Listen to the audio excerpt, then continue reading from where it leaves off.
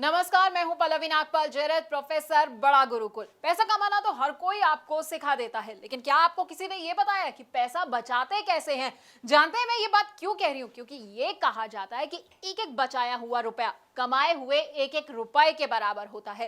इसलिए पैसे कमाने के साथ साथ ये बहुत जरूरी है कि पैसे को बचाया कैसे जाए। इसलिए तो हम आपको बताएंगे कि कैसे आप पैसे बचा सकते हैं और उसे निवेश कर सकते हैं। अब कभी किसी के घर पे शादी होती है, कभी उसे घर भी खरीदना होता है, तो ऐसे में ना आपको समझ नहीं आता होगा कि भाई मैं पैसा कहां से निकालूं। तो घबराए नहीं, क्योंकि हम आपको ये भी बताएंगे कि किस लक्ष्य के लिए आप कैसे पैसा बचा सकते हैं। तो आपके लिए कहां निवेश करना सही होगा, इन टिप्स के साथ हमने आपके लिए बहुत ही खास कोर्स बनाया है। इसमें हम आपको बताएंगे कि आखिरकार गोल बेस्ड फाइनेंशियल प्लानिंग क्या होती है। अब आप सोचेंगे कि भाई सेविंग और इन्वेस्टमेंट तो मैं करता ही रहता हूं, लेकिन आपको पता है सेविंग और इन्वेस्टमेंट में ना बड़ा अंतर होता है। तो ये अंतर क्या होता है ये भी हम आपको बताएंगे।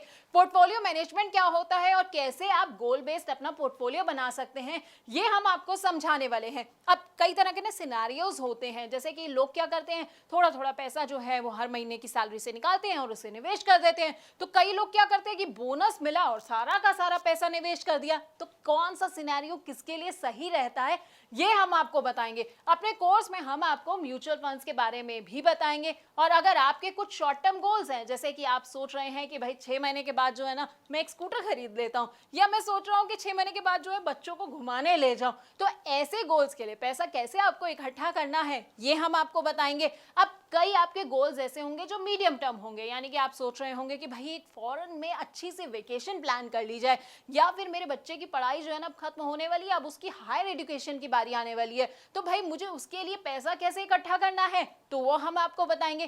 कौन कौन से म्यूचुअल फंड्स जो आप ऐसे में चुन सकते हैं, हाइब्रिड फंड्स ले सकते हैं, बैलेंस एडवांटेज फंड ले सकते हैं। लेकिन अब आप ये सोच रहे होंगे भाई ये सारे फंड्स कौन से होते हैं, तो हम आपको ना इन तमाम फंड्स के बारे में बड़े अच्छे से बताने वाले हैं। उसके अलावा हमारी जिंदगी का जो सबसे बड़ा और सबसे लंबा गोल होता है ना रिटायरमेंट प्लानिंग का, वो आप कैसे कर सकते हैं। म्यूचुअल फंड्स के जरिए अपनी रिटायरमेंट प्लानिंग आप कैसे कर सकते हैं, कौन कौन से फंड्स आप चुन सकते हैं, ब्लू चिप फंड कौन से होते हैं, मिड कैप फंड कौन सा होते हैं, या स्मॉल कैप फंड्स जो हैं वो आपके लिए कैसे फायदेमंद हो सकते हैं, तो हम आपको बताएंगे। इसके अलावा ना निवेश के बड़े सारे और भी इंस्ट्रूमेंट्स होते हैं। अब जैसे पीपीएफ होता है, नाम तो सुना होगा आपने, एनपीएस होता है, एलआईसी के प्लान के बारे में तो हर कोई जानता है, और इक्विटी और डेट इंस्ट्रूमेंट्स के बारे में तो हर कोई जो है वो पूरा अच्छे से समझता आया है। लेकिन इनमें से आपके लिए कौन सा प्लान सही रहेगा ये शायद आप नहीं जानते होंगे।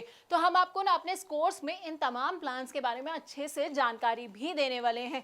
और अगर आप रिटायर हो चुके हैं और आप सोच रहे हैं कि भाई मुझे तो बड़ा सारा रिटायरमेंट के बाद जो है ना पैसा मिल गया है, अब इसे मैं कहां पर निवेश करूं, तो बस आपको टेंशन नहीं लेनी है, क्योंकि हम आपको ये भी बताएंगे कि रिटायरमेंट के बाद आप कहां निवेश कर सकते हैं। यानी कि इन 12 वीडियोस में हम आपको आपकी फाइनेंशियल प्लानिंग के बारे में सब कुछ बताने वाले हैं। तो अगर आप अपनी जिंदगी ना सुकून से जीना चाहते हैं, रिटायरमेंट के लिए परफेक्ट प्लानिंग करना चाहते हैं, तो बस आपको क्या करना है, आपको हमारा ये कोर्स देखना होगा।